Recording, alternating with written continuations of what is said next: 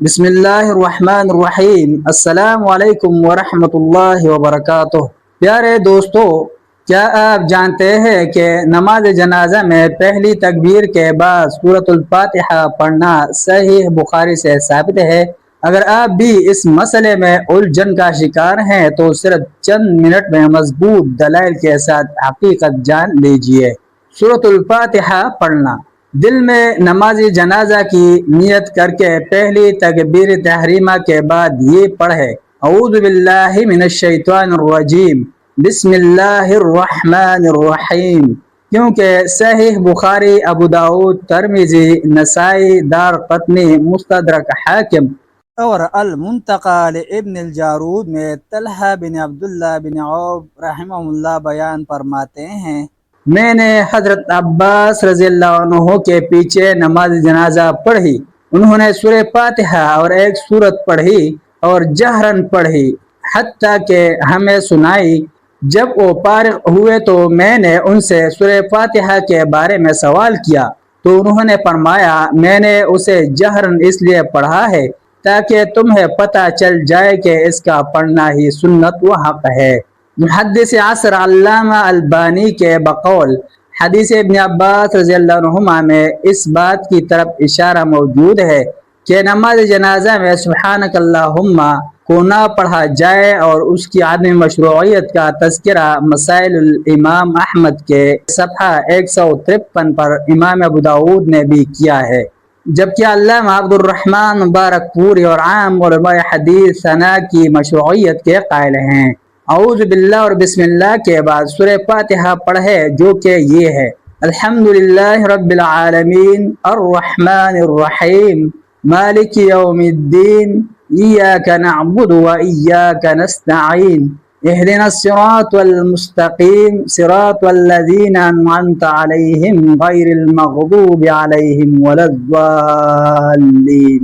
سب تعریف اللہ کے لیے ہے جو تمام جہانوں کا رب، پالنے والا ہے، بہت بخشش کرنے والا، بڑا مہربان، بدلے کے دن یعنی قیامت کا مالک ہے۔ ہم صرف تیری ہی عبادت کرتے ہیں اور صرف تجھ ہی سے مدد چاہتے ہیں۔ ہمیں سیدھی اور سچی راہ دکھا، ان لوگوں کی راہ جن پر تو نے انعام کیا، ان کی نہیں جن پر غضب کیا گیا، اور نہ گمراہوں کی۔ نماز جنازہ میں سورہ فاتحہ پڑھنے کے قائلین میں سے امام شافعی و احمد اور دیگر محدثین و علماء حدیث کے نزدیک سورہ فاتحہ کا پڑھنا فرض ہے، کیونکہ جنازہ بھی ایک نماز ہے، اور خود نبی صلی اللہ علیہ وسلم نے جنازہ کو نماز کا نام دیا ہے، جیسا کہ صحیح بخاری شریف اور دیگر کتب حدیث میں مذکور ہے۔ نماز کے متعلق نبی صلی اللہ علیہ وسلم کا عام ارشاد گرامی ہے: لا صلاۃ لمن لم یقرأ بفاتحۃ الکتاب، اس کی نماز نہیں ہوتی جو سورہ فاتحہ نہ پڑھے۔ اس کے علاوہ خاص طور پر نماز جنازہ میں سورہ فاتحہ کا پڑھنا خود نبی اکرم صلی اللہ علیہ وسلم اور صحابہ کرام رضی اللہ عنہم سے ثابت ہے، چنانچہ صحیح بخاری شریف، ابو داؤد، ترمذی، نسائی، بہقی اور مستدرک حاکم میں ہے کہ حضرت عبداللہ بن عباس رضی اللہ عنہما نے ایک نماز جنازہ پڑھائی۔ انہوں نے اس میں سورہ فاتحہ بلند آواز سے پڑھی اور پھر نماز کے بعد فرمایا: لِتَعْلَمُوا أَنَّهَا سُنَّةٌ، میں نے بلند آواز سے سورہ فاتحہ اس لیے پڑھی ہے تاکہ تم جان لو کہ اس کا پڑھنا سنت نبی صلی اللہ علیہ وسلم کا طریقہ ہے۔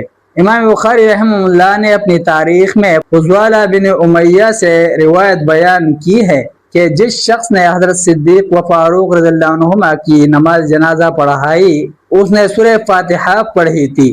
المسند والامام الشافعی اور مصنف ابن ابی شیبہ میں حضرت ابو امامہ رضی اللہ عنہ سے مروی ہے: نماز جنازہ میں سنت یہ ہے کہ امام تکبیر کہے اور پھر اس میں سورہ فاتحہ پڑھے۔